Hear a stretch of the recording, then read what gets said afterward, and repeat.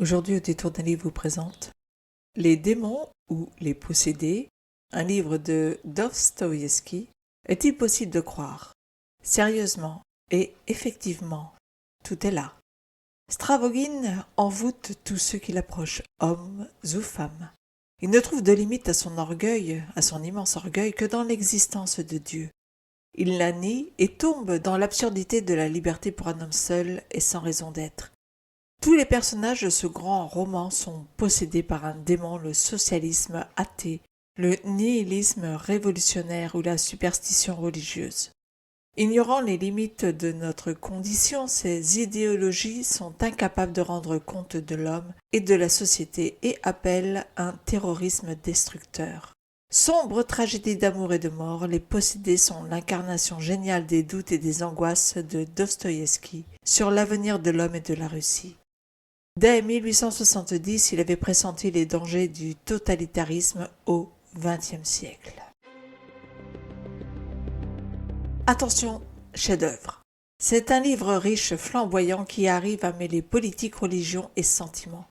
Ce n'est pas un livre, c'est un univers où se côtoient, s'aiment, se trahissent, se tuent des personnages d'une complexité rare.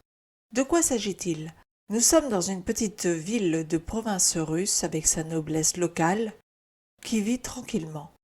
Barbara Petrovna Stravogin, notable, parente et mentor du gouverneur, entretient un vieil intellectuel un peu maniéré et vaguement socialiste, Stepan Trofimovitch Verkovensky. Mais soudain tout est perturbé par l'arrivée de deux autres personnages.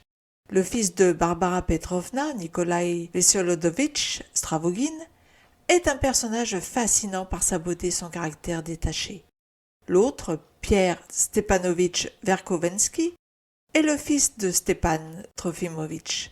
Il est cynique et il est inquiétant.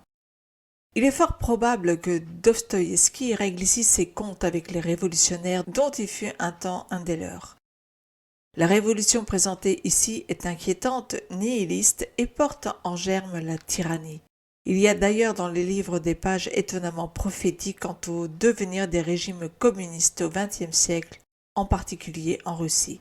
Mais il serait faux de résumer le livre à une critique des milieux révolutionnaires. Ce n'est qu'un prétexte, un catalyseur que l'auteur utilise pour entraîner ses personnages dans un tourbillon destructeur. On trouve pêle-mêle des considérations sur le rôle de Dieu et de la Russie, une critique féroce d'Ivan Tourguenieff avec le personnage de Karmazinov, l'affrontement des générations entre l'intellectuel vieillissant et son fils, de l'humour et, comme toujours chez Dostoïevski, une description de l'épilepsie. Un mot sur la traduction, c'est la version du domaine public qui est critiquée ici. C'est pour cela que cet article fait référence à l'ancien nom français du roman, Les Possédés, et non à son nouveau nom, Les Démons, qui est maintenant le nom couramment admis. Le texte datant de 1886, certains mots sont un peu obsolètes et il est fort probable que certaines subtilités de langage nous échappent. Mais cela n'empêche pas de prendre un énorme plaisir à la lecture.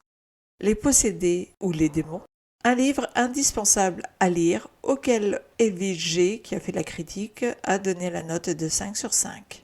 Si vous avez aimé cette chronique, n'oubliez pas de mettre un pouce vers le haut, de vous abonner à la chaîne, c'est important, de laisser un commentaire si vous-même avez lu ce livre ou si vous comptez le lire. Et moi, je vous dis à très bientôt pour une nouvelle lecture sur audétourdunlivre.com.